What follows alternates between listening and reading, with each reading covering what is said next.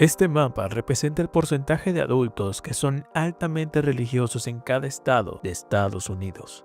Al observarlo, destaca notablemente la región sur, que muestra niveles de religiosidad mucho más altos que el resto del país.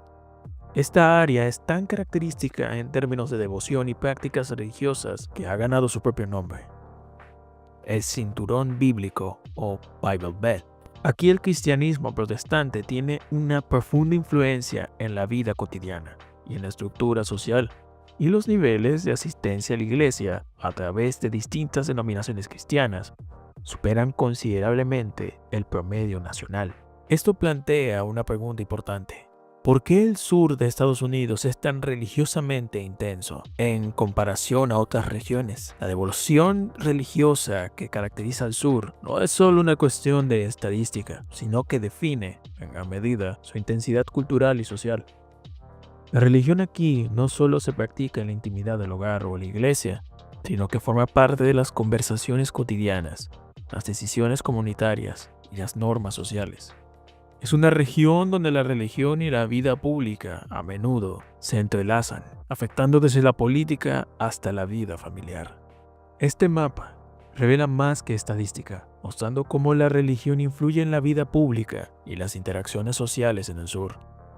Las decisiones políticas, las leyes y hasta los eventos comunitarios a menudo llevan la marca de la identidad religiosa, que en esta región es un pilar de cohesión.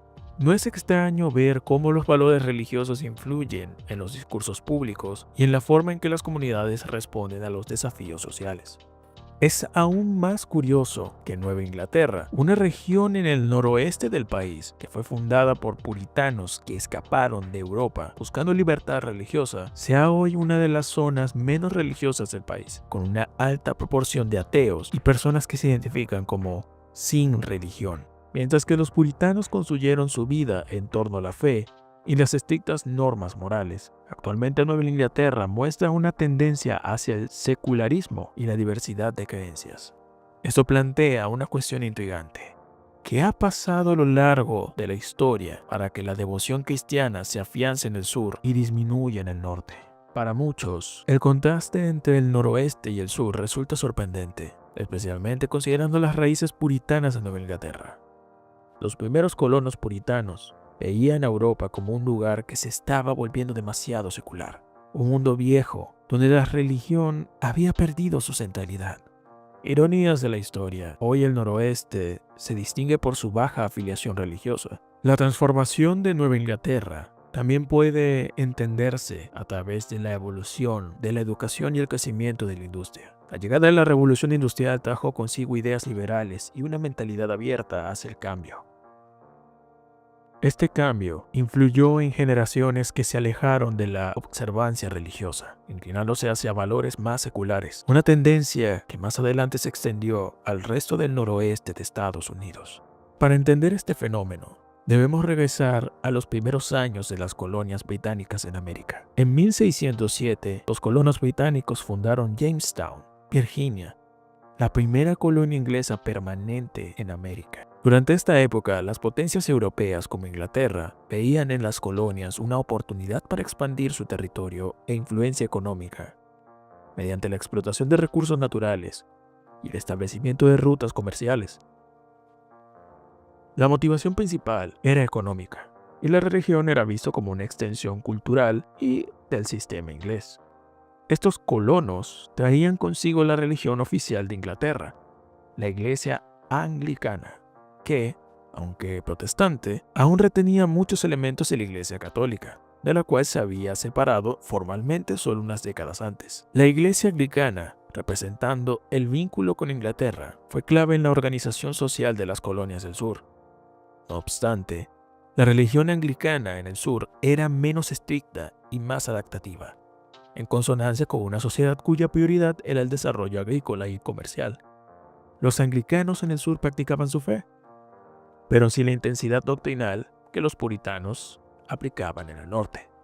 La fundación de Jamestown y las primeras colonias del sur respondían a la visión pragmática y expansionista del Imperio Británico. Los colonos venían con el mandato de explotar recursos naturales y abrir nuevas rutas comerciales, A diferencia de los puritanos, estos colonos anglicanos del sur llegaban con una fe menos intensa y un enfoque en la prosperidad económica. Sin embargo, la presencia de la iglesia anglicana se mantuvo como símbolo de lealtad a la corona, influyendo en la organización social y cultural de la región. A pesar de la motivación económica, la iglesia seguía siendo un importante lugar de encuentro y cohesión social. En los primeros años, los servicios religiosos no solo eran una forma de preservar la cultura inglesa, sino también de mantener un lazo con la monarquía y la identidad británica. La iglesia, entonces, simbolizaba tanto un espacio de fe como de reafirmación cultural. Al mismo tiempo, en Inglaterra existía un grupo disidente, los puritanos, que buscaban purificar la iglesia de Inglaterra de lo que consideraban prácticas demasiado católicas y poco estrictas. Este grupo enfrentaba tensiones y persecuciones religiosas, por lo que muchos decidieron emigrar a América en busca de libertad y practicar sus propios principios. Entre 1620 y 1640, un gran número de puritanos se trasladaron a las colonias del noroeste, especialmente a lo que hoy conocemos como Nueva Inglaterra, donde fundaron la colonia de Plymouth. A diferencia de los colonos del sur, quienes llegaron con enfoque económico, los puritanos llegaron motivados por un profundo sentimiento de misión religiosa. Querían establecer una ciudad en una colonia, una comunidad modelo basada en principios morales estrictos y una vida cotidiana centrada en la fe. De esta manera, la colonización británica generó una clara división religiosa y cultural entre el norte y el sur.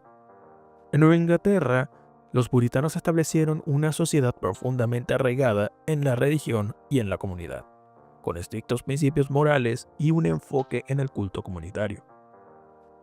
La iglesia no solo era el lugar de culto, sino el centro de decisiones comunitarias, educativas y sociales. En el sur, sin embargo, la estructura social era más jerárquica y dependía menos de la iglesia como centro de cohesión. La economía agrícola y el sistema de plantaciones daban lugar a una sociedad menos homogénea en términos religiosos. En la colonia de Plymouth y sus alrededores, los puritanos no solo construyeron iglesias, sino también escuelas y comunidades enteras que operaban bajo normas religiosas. La educación puritana incluía un estudio riguroso de la Biblia y del catecismo, y las reuniones en la iglesia eran el centro de la vida social. Para los puritanos, América representaba una oportunidad para construir una comunidad modelo que serviría como ejemplo para el mundo, un lugar donde se viviera en pureza y rectitud. Para los puritanos, América representaba un renacimiento espiritual. Querían demostrar que podían construir una sociedad que no solo sobreviviera, sino que florecería en un entorno hostil. Todo esto basado en su fe. Esta misión dio lugar a un modelo de vida donde los valores puritanos permeaban todos los aspectos, desde la educación hasta las leyes locales. Con el tiempo, las generaciones que descendían de los puritanos originales en Nueva Inglaterra no compartían la misma intensidad religiosa de sus antepasados. A medida que las colonias prosperaban y se abrían nuevas oportunidades comerciales, muchos habitantes comenzaron a poner un mayor énfasis en el éxito económico que en la estricta observancia religiosa. La llegada de inmigrantes de distintas procedencias y creencias también contribuyó a diversificar la sociedad de Nueva Inglaterra, diluyendo el control puritano y su influencia moral sobre la comunidad. Poco a poco, el norte experimentó un proceso de secularización, que llevó que, con el tiempo, se convirtiera en una región menos religiosa, orientada hacia valores más liberales y abiertos. A medida que aumentaba la educación pública, las ideas de la Ilustración ganaban terreno. La religión comenzó a ocupar un rol menos central en la vida cotidiana. Las instituciones académicas, muchas de las cuales habían sido fundadas por puritanos, adoptaron un enfoque más laico, y los principios de racionalidad y ciencia se integraron al sistema educativo. Este cambio marcó el inicio de una era de secularización y de cuestionamiento de la autoridad religiosa, en contraste con la identidad profundamente cristiana que se desarrollaba. Mientras Nueva Inglaterra prosperaba económicamente y se desarrollaba el comercio marítimo, las ciudades costeras comenzaron a atraer inmigrantes de distintas nacionalidades y credos, diluyendo así la homogeneidad religiosa que los puritanos habían logrado al inicio. Este crecimiento económico también impulsó un interés mayor en las ciencias. el comercio y la política, abriendo paso a un enfoque más secular y menos religioso que el de las generaciones fundadoras. Además, el auge de las ideas filosóficas y el desarrollo de instituciones académicas en el noroeste ayudaron a fomentar el pensamiento crítico. Universidades como Harvard, que comenzaron como seminarios religiosos, adoptaron un enfoque más laico con el tiempo, lo que permitió a los jóvenes explorar la ciencia y la filosofía sin la necesidad de justificar sus hallazgos a través de la religión. Mientras tanto, en el sur, la religión comenzó a entrelazarse con las costumbres y la identidad cultural de una manera más flexible y menos institucionalizada. Esta adaptabilidad permitió que la religión en el sur se integrara a la vida diaria sin las restricciones de los rígidos códigos puritanos del norte. El surgimiento del Gran Despertar en el siglo XVIII, un movimiento de avivamiento religioso que enfatizaba una conexión emocional y personal con Dios, tuvo un impacto especial en el sur. Predicadores como George Whitefield y Jonathan Edwards promovieron una forma de fe cristiana evangélica, centrada en la experiencia individual de salvación y en una conexión personal con Dios, un enfoque que resonó en la cultura sureña y dio origen a un cristianismo evangélico fuerte y distintivo. El Gran Despertar, con sus predicadores carismáticos y sus sermones llenos de emoción, marcó un cambio en la relación de los sureños con la fe. Las grandes reuniones al aire libre, conocidas como revivals o avivamientos, llevaban la religión a todos, incluyendo a quienes vivían en zonas rurales sin acceso a iglesias permanentes. El mensaje de una conexión directa y personal con Dios, sin necesidad de intermediarios, resonó entre los habitantes del sur, consolidando la fe evangélica como una característica cultural de la región.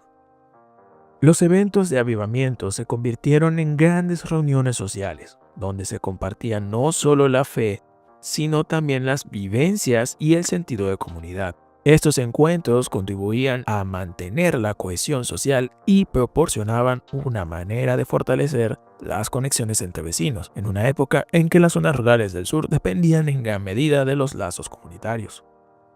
El movimiento religioso continuó en el siglo XIX, con el segundo Gran Despertar, que llevó a una expansión considerable de las iglesias evangélicas en el sur, particularmente las denominaciones bautista y metodista.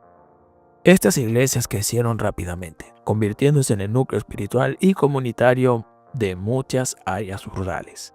La fe evangélica pasó a ser parte esencial de la vida cotidiana y cultural. Y las iglesias en el sur no solo eran lugares de culto, sino también centros sociales y culturales. La iglesia organizaba reuniones, eventos comunitarios y revivamientos masivos, lo que permitía que la fe se renovara y compartiera constantemente, fortaleciendo la cohesión comunitaria. La estructura menos centralizada de estas iglesias fomentaba una cultura religiosa participativa, donde el liderazgo no dependía de una formación eclesiástica formal, sino del llamado y la vocación. Esta característica hizo que el cristianismo evangélico se expandiera de manera natural en las zonas rurales del sur, adaptándose a las necesidades de la población y contribuyendo a una identidad cultural distintiva.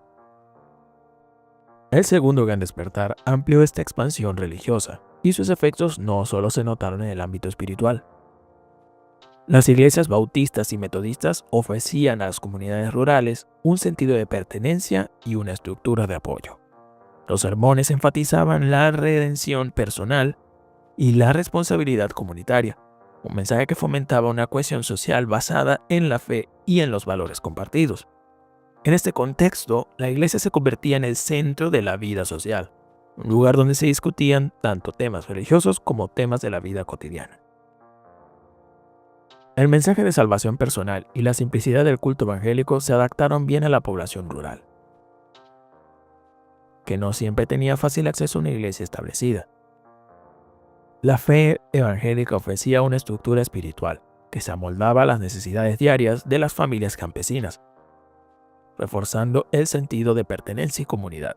Con el crecimiento de los nones, es decir, personas que no se identifican con ninguna religión, surge una pregunta sobre el futuro de la identidad religiosa en Estados Unidos. ¿El cristianismo que alguna vez fue central para la identidad cultural del país enfrenta desafíos como el aumento del secularismo, la multiculturalidad y el desencanto de los jóvenes con la religión organizada? Muchos jóvenes perciben las instituciones religiosas como desconectadas de los problemas sociales actuales, lo que ha contribuido al alejamiento de las prácticas tradicionales. Queda por verse si el cristianismo logrará adaptarse a estos cambios, o si este declive representa simplemente una evolución natural en una sociedad pluralista. ¿Podrá la religión encontrar nuevas formas de conectar con las generaciones jóvenes y con una población diversa? Esta pregunta sigue siendo abierta mientras Estados Unidos navega una era de creciente diversidad cultural, cambios en la forma en que las personas expresan su espiritualidad y valores. En definitiva, el declive del cristianismo en Estados Unidos, aunque notable, no necesariamente indica una pérdida de valores o de espiritualidad. Las personas están encontrando formas alternativas de expresar un sentido de comunidad, sus valores y su conexión espiritual. Quizá lo que vemos es una transformación en la manera en que se vive y se entienden las creencias. Una evolución que podría llevar a nuevas formas de espiritualidad y a una relación diferente entre la región y la sociedad. Es posible que el futuro de la religión en Estados Unidos resida en una espiritualidad más personalizada, en lugar de estructuras religiosas rígidas. En este contexto, la religión podría transformarse en una práctica más inclusiva, adaptable a la diversidad y centrada en la experiencia individual y en el bienestar colectivo, abriendo puertas a nuevas formas de comunidad. No olvides suscribirte para que no te pierdas de los nuevos videos. Nos vemos en la próxima.